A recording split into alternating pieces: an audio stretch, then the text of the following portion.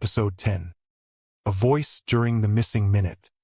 The city did not remember the minute. That was the first thing Ethan noticed the next morning.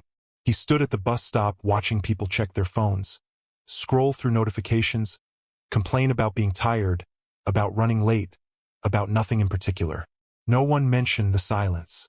No one mentioned the question. No one asked why they felt unsettled without knowing why. The minute had vanished cleanly, but something else remained. Ethan felt it in his body. Not pressure this time, not the familiar tightening behind his eyes, but a faint soreness, like a bruise beneath the skin. A reminder that something had pressed too hard and pulled away too quickly. Time had spoken, and it had not gone unanswered. At school, the clocks behaved. That alone felt wrong. Every digital display showed the same minute. Bells rang when they were supposed to. Teachers moved through lessons with rehearsed calm. Administrators smiled too often. The system was working overtime to appear intact. Claire leaned close as they walked down the hallway. "Do you feel different?" "Yes," Ethan said. "Like it touched something it wasn't supposed to." She nodded. "Like when someone calls your name in a crowd and you don't know how they knew it." That was exactly it. The girl did not come to school. No empty desk marked her absence. No one asked where she was. Her space had been edited out so thoroughly that Ethan wondered if she had ever officially existed in the building at all. Only the notebook remembered. He opened it during second period, half expecting the line inside the cover to be gone. It wasn't. "Don't look at the clock. Look back." Below it, a second line had appeared, written in a different hand. More angular, less patient. "You answered." Ethan closed the notebook slowly. Time hadn't erased the response. It had documented it. The message arrived at 11:59 a.m. Unknown number. No vibration. Just the screen lighting itself, as if the phone had been waiting for the right moment. "You heard the voice." Ethan didn't reply. Another line appeared. "You acknowledged it." Ethan typed carefully. "You asked a question." The reply took longer than usual. Questions were not part of the sequence. Ethan felt the faint ache beneath his skin pulse once. Then why ask? A pause. Then silence failed. That sentence changed everything. Ethan spent the rest of the day paying attention to things no one else noticed. A man on the sidewalk rubbing his wrist absent-mindedly. A woman at a cafe pressing her fingers repeatedly into the same spot on her palm. A student in the hallway staring at the inside of her forearm as if trying to remember why it hurt. No one spoke about it. But people were touching themselves the way they did when something lingered. Time had left impressions. That evening, Ethan met the girl beneath the bridge again. She was already there, standing exactly where she had been before, as if the space itself had remembered her shape. The river flowed normally now, loud and restless, but the air around her felt quiet in a different way. "You feel it too," she said before he spoke. "Yes," Ethan replied. "Like something pressed against me from the inside." She nodded. "That's because it did." "What did answering change?" Ethan asked. She looked out over the water. "It created a reference." "For what?" "For time itself." Ethan frowned. "I thought time needed clocks." "It needs witnesses," she said. "Clocks are just substitutes." The pressure stirred faintly, like something shifting position nearby. "When it asked if anyone was still there," she continued, "it wasn't checking existence." "What was it checking?" Ethan asked. She met his eyes. "Continuity." The first mark appeared on Ethan's wrist that night. He noticed it while washing his hands. A thin, pale line, almost like the beginning of a scar. Not red, not raised, just present, as if the skin there had been pressed too hard for too long. He touched it gently. The pressure flared, briefly, sharply, then settled. The phone vibrated. Unknown number. The contact point remains. Ethan stared at the mark. "You touched me," he typed. The reply came quickly. Interaction was initiated by response. Ethan's jaw tightened. "You can't take it back." A pause. Then, "Marks are not removals." That was not reassuring. By morning, he wasn't the only one. Ethan saw it everywhere once he knew what to look for. A faint line at the base of someone's neck. Pale indentation on a knuckle. A crescent-shaped mark just below a girl's collarbone, half hidden by fabric. No two were identical, but all were subtle, unmistakable once seen. Claire noticed his stare. "You see them too?" "Yes." "What are they?" Ethan swallowed. "Receipts." The news didn't mention marks. They mentioned stress-related symptoms, psychosomatic responses, residual anxiety following recent events. But the camera cut away quickly whenever someone raised an arm. Time was hiding the evidence, not erasing it, containing it. That night, the missing minute returned. Not violently, quietly. Ethan felt it arrive like a held breath. 3:06. The room dimmed slightly. 3:07. Sound softened. The fan slowed. The air thinned. Ethan did not move. He did not look at the clock. He listened. And this time, the voice did not ask a question. It spoke a statement.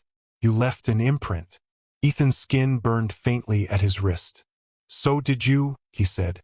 The voice paused, not hesitating, processing. Imprints create continuity. Ethan closed his eyes. "That's how memory works." Another pause. Then, "Memory is unstable." "Yes," Ethan replied. "But marks aren't." The silence stretched, longer than the minute should allow. Then the voice said something new, something it had never said before. "We are being altered." The missing minute collapsed. Sound rushed back. The fan resumed. 3:08. Ethan opened his eyes.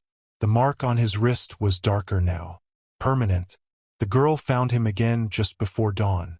She took his wrist gently, examining the line. "It left you something," she said. "It left everyone something," Ethan replied. She nodded. "That's the problem." "What happens now?" Ethan asked. She released his wrist. "Now time has to deal with evidence." The phone vibrated one last time before sunrise. Unknown number. Observation is no longer reversible. Ethan typed back with steady hands. "Neither are scars." No reply came. Across the city, bells rang. Not in unison. Not on schedule. Each one at a slightly different moment. Ethan understood. Time wasn't broken. It was marked. Ethan woke before dawn with the sensation that someone had called his name. Not aloud. Not gently. With the certainty that comes when attention lands on you without permission. His room was still. The fan was off. The clock ticked softly on the wall, each second clean and precise. For a moment, he lay there listening, letting his body catch up to the realization that he was awake. Then his wrist burned. Not sharply. Not painfully. Warm, like skin pressed against something hot and pulled away too slowly. Ethan sat up and looked down. The mark was darker now. It curved faintly around the inside of his wrist, no longer pale but slightly bruised, as if the skin had been pinched from the inside.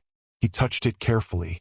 The pressure responded immediately, a familiar tightening behind his eyes, followed by a sensation he had never felt before. Recognition. At school, the marks multiplied. Ethan didn't have to search anymore. Once his attention tuned itself to them, they appeared everywhere. A faint line beneath the sleeve, a small crescent at the base of a thumb, a narrow shadow along a jawline that makeup failed to hide. People moved differently too. They touched the marks without realizing it, fingers brushing the same spot again and again.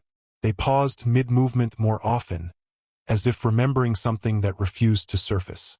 Claire showed him hers during second period, just above her collarbone. Thin, precise. "It wasn't there yesterday," she whispered. "Yes, it was," Ethan replied. "It just didn't look like this." Her eyes widened. "You think it's changing?" "I think it's settling," he said. The pressure stirred faintly, as if listening. The girl met him that evening beneath the bridge. She stood closer to the water this time, shoes almost at the edge, watching the river with careful attention. The city lights reflected across the surface, breaking into fragments that reassembled too neatly. She noticed his wrist immediately. "It deepened," she said. "So did yours," Ethan replied. She glanced down at her own forearm. A thin line traced the length of it, darker than before, almost deliberate. "It's claiming continuity," she said quietly. Ethan frowned. "Time." She nodded. "Marks are anchors. They connect moments across absence." "That sounds like memory," Ethan said. She shook her head. "Memory can be denied. Marks can't." The pressure pulsed faintly, then steadied. That night, the city dreamed badly. Ethan felt it even before he slept. A restlessness in the air, a tension that refused to dissipate. Sirens echoed too long. Dogs barked without direction. Somewhere, a car alarm cycled on and off with no apparent cause. When he finally slept, the dream came immediately. He stood in a long corridor lined with doors. Each door was marked with a thin line, identical to the one on his wrist. The lines glowed faintly, pulsing in slow rhythm. At the far end of the corridor, something moved. Not walking, adjusting. "You shouldn't be here," a voice said. Not the voice from the minute. Different, older. "I was marked," Ethan replied. The thing at the end of the corridor hesitated. "That is not permission," it said. Ethan looked down at his wrist. The line glowed brighter. "It's proof," he said. The corridor trembled. He woke with a sharp inhale. The clock read 4:11 a.m. No missing minute. No silence. But the mark burned as if freshly made. The message arrived at 7:42 a.m. Unknown number. Marks indicate exposure. Ethan typed back immediately. "You left them." A pause. Then, "Exposure was mutual." Ethan felt anger flare. "You didn't have consent." Another pause. Longer. Then, "Consent is temporal alignment." Ethan clenched his jaw. "No," he typed. "Consent is choice." The pressure surged briefly, then pulled back hard enough to make him dizzy. Choice introduces instability.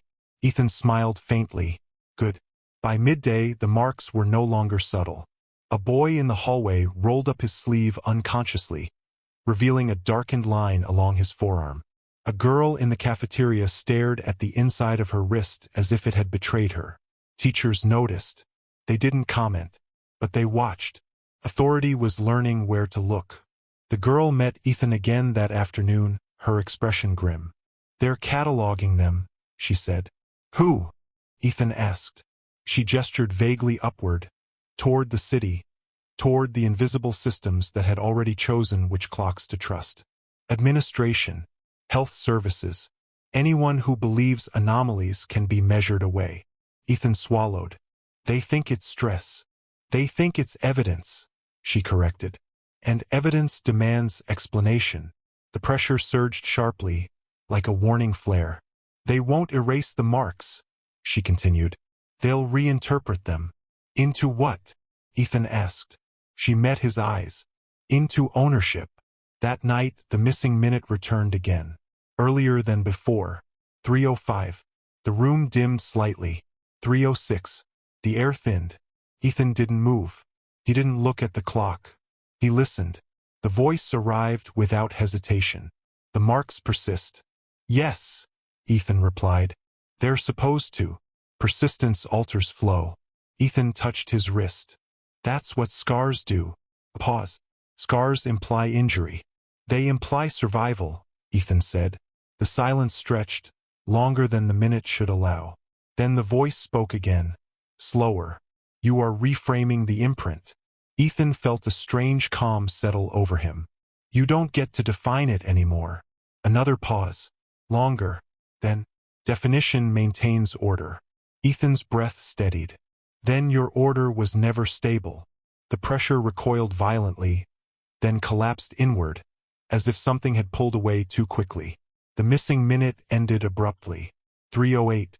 The fan restarted with a shudder. The clock ticked too loud. The next morning, the first refusal happened. A girl in Ethan's class rolled up her sleeve deliberately and did not hide the mark. When a teacher glanced at it, the girl met her eyes calmly. "It's nothing," she said before being asked. "Just a mark." The teacher hesitated, then nodded. Ethan felt the pressure waver. By afternoon, others followed. Not loudly, not in protest. In quiet, deliberate acknowledgement. Sleeves rolled up, collars adjusted, wrists left uncovered. The marks were no longer hidden. They were shown. The girl watched from across the courtyard, a faint smile on her lips. "This is how it spreads," she said when Ethan joined her. "Not by force. By recognition," Ethan replied. She nodded. The pressure thinned, stretched too wide now to focus properly. Time had learned how to speak. Now it was learning how to be seen. That night, the phone vibrated one last time. A known number. Visibility accelerates divergence.